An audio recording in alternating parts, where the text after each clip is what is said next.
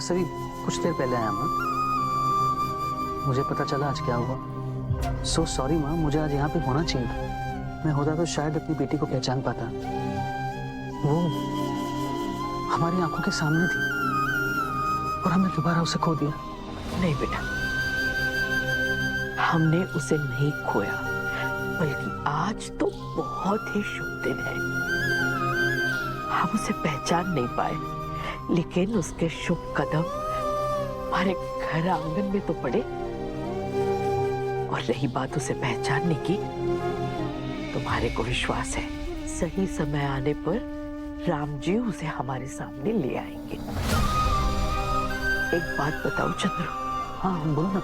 आज जब सरू इस घर में आई ना, तो मारे को लगा जैसे हमारी पोती हमारे सामने आ गई है। और इतनी खुशी हुई, मारे को इतनी खुशी हुई कि पूछो मत।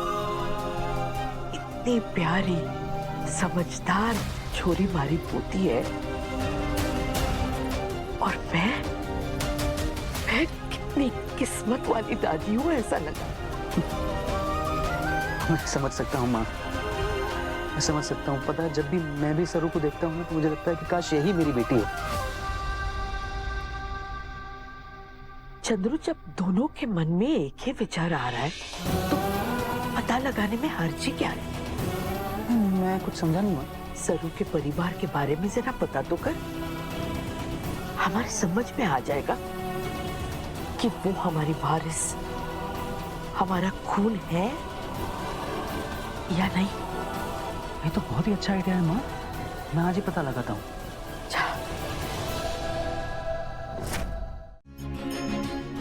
माफ कर दीजिएगा। हाँ इट्स ओके। पता है सरू, मैं जब भी तुम्हारी और तुम्हारी मायरी के बारे में सुनता हूँ ना, मुझे बहुत अच्छा लगता है। कितना ब्यूटीफुल रिश्ता है ना तुम दोनों का। हाँ, हमारा तो सपना है कि मैं डिप्टी कलेक्टर बनके मायरी का सर गर्व से ऊंचा करूं। और मैंने अपने नाना साहब से भी वादा किया है कि मैं खूब मेहनत करूंगी, खूब पढ़ाई करूंगी और अव्वल आऊंगी। तुम्हारे परिवार में तुम्हारे नाना साहब भी हैं? हमारे ओल्ड मैन सिर्फ हमारे नाना साना है, वो तो हमारे दोस्त जैसे हैं। उनकी उम्र होगी करीब 80 साल, लेकिन उनका दिल बिल्कुल हमारे जैसा है। और आपको पता है, उन्होंने हमारे को खरेज से भगाकर मुंबई लाने में मदद की है, वो भी मायरे से छुप छुप कर। अच्छा।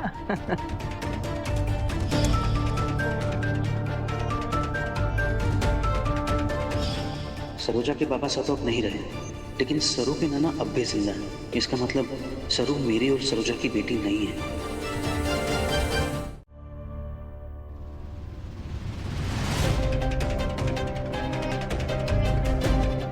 सरू, वो क्या हुआ ना, वो दोनों चालाक लोमड़ी आई थी मायरी और नानूसा की फोटो देखने के लिए। अनिका बता रही थी ना कि सरू की माँ की फोटो उसके रूम की दीवार में ही टंगी है। शायद हमें एक खिड़की से दिख जाए। चल।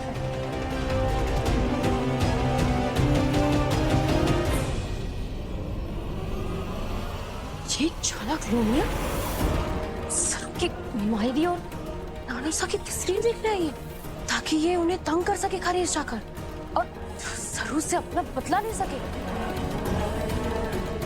अब तक तो हमारी भोली सरू को अपने चपेटे में ले रही थी है। आज गलत छोरी इनके सामने आ पड़ गई। अब इन राक्षसियों को अब पता लगेगा कि कबड्डी हो या कुछ और।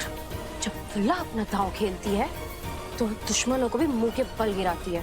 फिर मैंने क्या किया कि मायरी और नानूसा की फोटो हटा दी और हमारी स्वर्गवासी माँ बाबा की फोटो लगा दी। बहुत सही किया तुमने फुल्ला, आज तूने हमारे परिवार की रक्षा की है।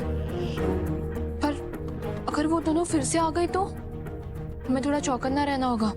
हाँ, हम क्या करेंगे, कुछ दिनों तक यही फोटो लगा कर रखते हैं, ठीक है? वैसे चंद्रकांत सरसा कहाँ गए? वो अपने काम से चले गए। कहीं वो लोग मायरे और ओल्ड मैन को हमारे गांव की जमीन के चक्कर में तो ना ढूंढ रहे।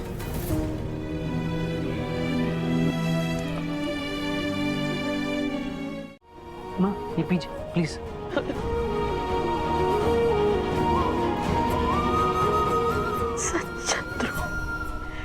मन में बड़ी आस जगी थी, ऐसा लग रहा था जैसे हमारी पोती को अभी गले लगाने वाली हूँ। सच कहती हूँ।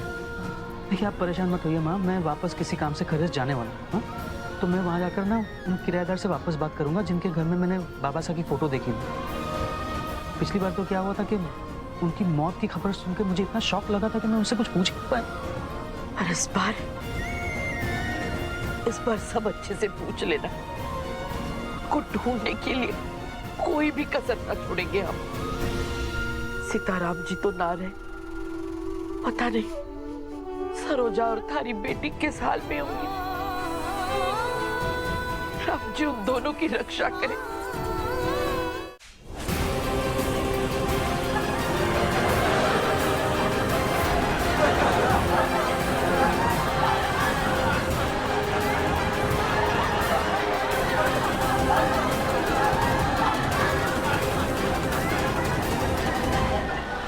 You idiot! दिमाग खराब हो गया है तुम्हारा? यहाँ पर खड़े हर किसी को पता है कि तुम कितने घटिया। लेकिन तुम अपनी ही गिरने की लिमिट हर रोज क्रॉस करते हो ना? Disgusting! करण!